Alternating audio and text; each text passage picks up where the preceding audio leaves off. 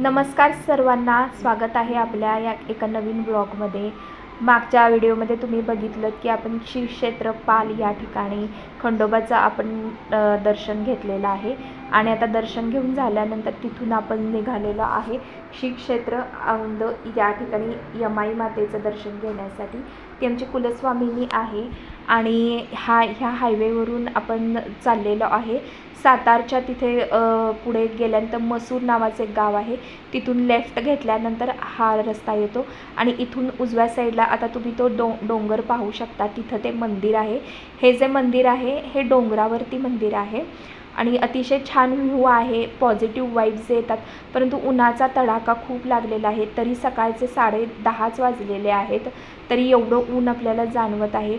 पहिल्यातली लोक कशी येत असतील ना देवाला, अक्षरशः ते चालत घोड्यावरून कशी येत असतील ना। आपल्याला गाडी आहे, वाहनं आहेत, तर आपल्याला इतकं कोड वाटतं की आपल्याला आणि बाकीची आपली मॅनेजमेंट कशी काय होईल। पण मंडळींना जर आपल्याला प्रवास करायचा असेल ना तर सगळ्या गोष्टींची आपली तयारी पाहिजे। ऊन वारा पाऊस, कधी आपल्याला राहण्याची सोय व्यवस्थित होणार नाही किंवा आपल्याला एखादी गैरसोय जर झाली तर ती आपल्याला ॲडजस्ट करता आली पाहिजे। असे जर आपल्याला पार्टनर जर भेटले तर आपल्याला एखादी ट्रिप करायला किती मजा येते ना। मला कमेंट करून तुम्ही नक्की सांगा की तुम्ही पण अशी मजा करता का।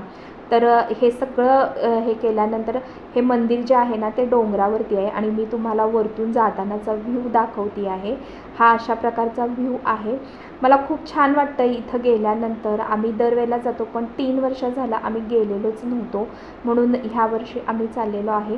आणि आता तुम्ही पाहू शकता इथं ना खूप मोठा असा कर्व होता आणि तो कर्वचं शूट घेण्यासाठी मी इथं प्रयत्न करते आहे, पण थोडंसं मला वाटतं अजून पुढच्या बाजूला मोठा टर्न आहे, खूप मोठा असा। मला वाटलं की इथंच असेल असा। आणि ह्या मंदिराला ना पायऱ्यासुद्धा आहेत, म्हणजे आम्ही ज्यावेळेला लहान होतो ना, म्हणजे मी 5 वर्षाची असेल त्यावेळेला आम्ही सगळ्या पायऱ्या चढून, मी आणि माझी 2 नंबरची बहीण आम्ही पायऱ्या चढून गेलो होतो वरती। आणि हा बघा, हा जो टर्न आहे ना हा खूप खतरनाक असा टर्न आहे। इथं गेल्यानंतर पार्किंगची सुद्धा खूप छान सोय आहे, 4 व्हीलर पार्किंगची। आणि हे जे आहे हे मंदिराचं मुख्य प्रवेशद्वार आहे। इथं बघू शकताय तुम्ही हे दगडी काम केलेलं आहे आणि हा व्ह्यू आहे ना तुम्हाला दाखवते मी इथं कसा आहे। पूर्ण डोंगरावरती मंदिर आहे आणि हा सगळा जो आहे ना इतका सुंदर असा व्ह्यू आहे ना। इथं गेल्यानंतर खूप छान अशा पॉझिटिव्ह वाईब्स येतात। आणि आता इथून आपण आत गेल्यानंतर ना उन्हाचा तर त्रास होणारच आहे, नाही होणार नाही असं नाही आहे, कारण मंदिरच डोंगरावरती आहे। पण देवीचं दर्शन घेतल्यानंतर ना खूप छान वाटतं। पण ना मला इथं मंदिराच्या आतमध्ये ना दर्शन घेऊनच दिलं नाही, त्या पुजाऱ्यांनी मोबाईल बंद करायला सांगितला, म्हणून तुम्हाला देवीची मूर्ती मी दाखवू शकले नाही। आणि इथं आम्ही घरातून पीठ मीठ आणलं होतं ना, मिरच्या वगैरे, तर ते इथं ना परडी भरायचं असतं। प्रत्येकाला माहिती असेल की परडी भरली जाते, तर ते आम्ही इथं परडी भरायचं काम करत होतो। सगळ्यांनी थोडं घरातून आणलेलं पीठ मीठ मिरच्या आणि हळदी कुंकू लावायचं। इथं ना 2 खांब आहेत, आपल्या मनातली इच्छा बोलायची।